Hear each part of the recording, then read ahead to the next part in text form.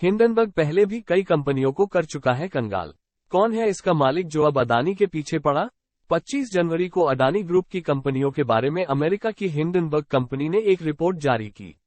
Report का title है, दुनिया का तीसरा सबसे अमीर आदमी किस तरह कॉर्पोरेट इतिहास का सबसे बड़ा धोखा कर रहा है। इस रिपोर्ट के सामने आते ही दो बातें हुई हैं। पहली यह कि अडानी के शेयरों की कीमत करीब 4 लाख करोड़ रुपए गिर गई, और दूसरी यह कि गौतम अडानी दुनिया के अमीरों की लिस्ट में तीसरे से 7वें पर स्थान पर चले गए। ऐसे में अब हर किसी के मन में ये सवाल उठ रहा है कि ये हिंडनबर्ग है क्या, ये कंपनी करती क्या है, इसका मालिक कौन है, ये रिपोर्ट उसने क्यों जारी की। देश और दुनिया में भूचाल मचाने वाले इस मामले पर भास्कर में श्री अनुराग आनंद ने कंपनी के बारे में ज्ञानवर्धक जानकारी दी है, जिसके मुताबिक सबसे पहले हिंडनबर्ग कंपनी के बारे में जानिए। नाथन एंडरसन नाम का एक शख्स अमेरिका के कनेक्टिकट यूनिवर्सिटी से इंटरनेशनल बिजनेस विषय में ग्रेजुएशन पूरी करता है। हिंडनबर्ग पहले भी कई कंपनियों को कर चुका है कंगाल। कौन है इसका मालिक जो अब अडानी के पीछे पड़ा? 25 जनवरी को अडानी ग्रुप की कंपनियों के बारे में अमेरिका की हिंडनबर्ग कंपनी ने एक रिपोर्ट जारी की। रिपोर्ट का टाइटल है, दुनिया का तीसरा सबसे अमीर आदमी किस तरह कॉर्पोरेट इतिहास का सबसे बड़ा धोखा कर रहा है। इस रिपोर्ट के सामने आते ही दो बातें हुई हैं। पहली यह कि अडानी के शेयरों की कीमत करीब 4 लाख करोड़ रुपए गिर गई, और दूसरी यह कि गौतम अडानी दुनिया के अमीरों की लिस्ट में तीसरे से 7वें पर स्थान पर चले गए। ऐसे में अब हर किसी के मन में ये सवाल उठ रहा है कि ये हिंडनबर्ग है क्या, ये कंपनी करती क्या है, इसका मालिक कौन है, ये रिपोर्ट उसने क्यों जारी की। देश और दुनिया में भूचाल मचाने वाले इस मामले पर भास्कर में श्री अनुराग आनंद ने कंपनी के बारे में ज्ञानवर्धक जानकारी दी है, जिसके मुताबिक सबसे पहले हिंडनबर्ग कंपनी के बारे में जानिए। नाथन एंडरसन नाम का एक शख्स अमेरिका के कनेक्टिकट यूनिवर्सिटी से इंटरनेशनल बिजनेस विषय में ग्रेजुएशन पूरी करता है। इस तरह रिसर्च पूरी करने के बाद हिंडनबर्ग कंपनी विस्तार से एक रिपोर्ट पब्लिश करती है। कई मौकों पर इस कंपनी की रिपोर्ट का दुनिया भर के शेयर मार्केट पर असर देखने को मिला है। दर्दनाक हिंडनबर्ग हादसे पर रखा कंपनी का नाम 6 मई 1937 की बात है। अमेरिका के मैनचेस्टर शहर में हिंडनबर्ग नाम का एक जर्मन एयर स्पेसशिप उड़ान भरते समय हवा में ही क्रैश हो गया। इस हादसे में 35 लोगों की दर्दनाक मौत हुई। जांच के बाद पता चला कि इस विमान के हाइड्रोजन गुब्बारों में आग लगने की वजह से ये घटना घटी थी। इससे पहले भी हाइड्रोजन गुब्बारों में आग लगने की वजह से हादसे हुए थे। जांच रिपोर्ट में पता चला कि कंपनी ने नियमों का पालन किए बिना क्षमता से ज्यादा लोगों को इस विमान में बिठा दिया था।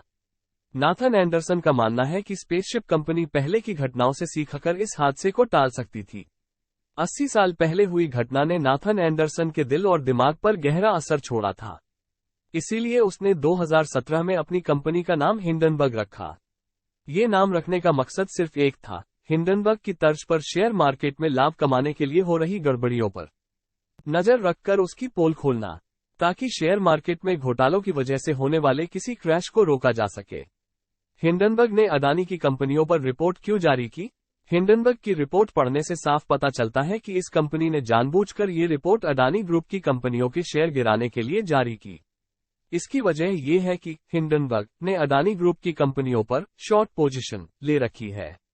दरअसल शेयर मार्केट से पैसा कमाने के दो मुख्य तरीके हैं, एक लॉन्ग पोजीशन और दो शॉर्ट पोजीशन। मान लीजिए किसी कंपनी या व्यक्ति ने 100 रुपए में किसी कंपनी के शेयर खरीदे और 150 रुपए में बेच दिए।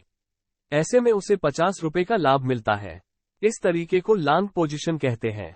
इसी तरह मान लीजिए कि हिंडनबर्ग कंपनी ने शेयर मार्केट से जुड़ी किसी एक कंपनी से 1 महीने के लिए 10 शेयर उधार लिए और बी को बेच दिए।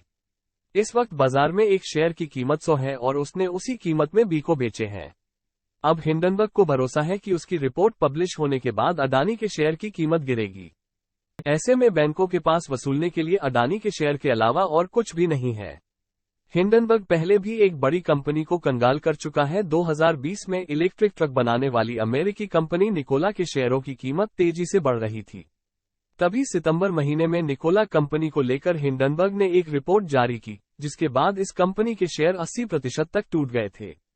अपनी रिपोर्ट में हिंडनबर्ग ने दावा किया था कि निकोला ने अपनी कंपनी और गाड़ियों के बारे में निवेशकों को गलत जानकारी दी थी। खबर सामने आते ही अमेरिका के सिक्योरिटी और एक्सचेंज कमीशन ने निकोला के मालिक के खिलाफ फ्रॉड का आपराधिक मुकदमा चलाया था। दोषी साबित होने पर निकोला के मालिक ट्रिवो मिल्टन को 1000 करोड़ रुपए से ज्यादा जुर्माना देना पड़ा था।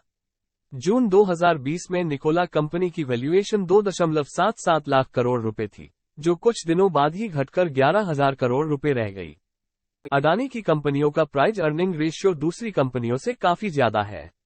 दूसरा आरोप, अडानी ग्रुप ने शेयर मार्केट में हेराफेरी करके अपने शेयरों की कीमत बढ़वाई है। अडानी ने मॉरिशस और दूसरे देश की कंपनियों में पैसे लगाए। उन कंपनियों ने बाद में अडानी ग्रुप की कंपनी से शेयर खरीदे। इस तरह विदेशी कंपनी के शेयर खरीदने से अडानी की कंपनी में लोगों का भरोसा बढ़ता है। इससे शेयर की मांग बढ़ती है और मांग बढ़ते ही शेयर की कीमत भी बढ़ती है। हिंडनबर्ग रिपोर्ट में कहा गया कि अडानी के भाई विनोद दुबई में बैठकर यही काम कर रहे हैं। इस रिपोर्ट में विनोद अडानी से जुड़ी 38 कंपनियों का भी जिक्र किया गया है। रिपोर्ट का वो हिस्सा जहां हिसाब किताब करके बताया गया है कि अडानी की कंपनी के शेयर की कीमत दूसरी कंपनियों से 85% ज्यादा है। तीसरा आरोप, अडानी ग्रुप पर 2.20 लाख करोड़ से ज्यादा का भारी कर्ज है। रिपोर्ट में कहा गया कि कंपनियों ने अपनी हैसियत से ज्यादा कर्ज ले रखा है। अडानी ग्रुप की कई कंपनियों ने तो अपने शेयर तक गिरवी रखकर कर्ज लिए हैं।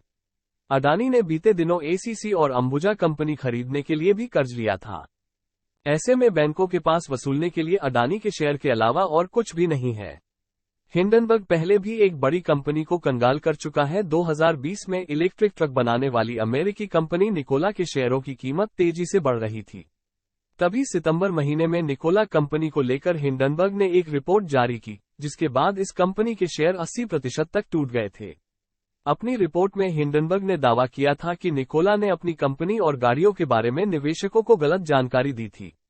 खबर सामने आते ही अमेरिका के सिक्योरिटी और एक्सचेंज कमीशन ने निकोला के मालिक के खिलाफ फ्रॉड का आपराधिक मुकदमा चलाया था। दोषी साबित होने पर निकोला के मालिक ट्रिवो मिल्टन को 1,000 करोड़ रुपए से ज्यादा जुर्माना देना पड़ा था। जून 2020 में निकोला कंपनी की वैल्यूएशन 2.77 लाख करोड़ रुपए थी, जो कुछ दिनों बाद ही घटकर 11,000 करोड़ रुपए रह गई। अडानी ग्रुप ने हिंडनबर्ग के आरोपों पर क्या कहा है? हिंडनबर्ग की रिपोर्ट सामने आने के बाद अडानी ग्रुप ने भारी नुकसान को देखते हुए अपनी ओर से सफाई दी है। 26 जनवरी को अडानी ग्रुप ने एक स्टेटमेंट जारी कर कहा है कि हिंडनबर्ग रिपोर्ट गलत सूचनाओं और फैक्ट्स के आधार पर तैयार की गई है। इसके जारी होने के बाद हमारे शेयर होल्डर्स और इन्वेस्टर्स के सेंटिमेंट पर गलत असर हुआ है। ऐसे में हिंडनबर्ग के खिलाफ कानूनी कार्रवाई की जाएगी।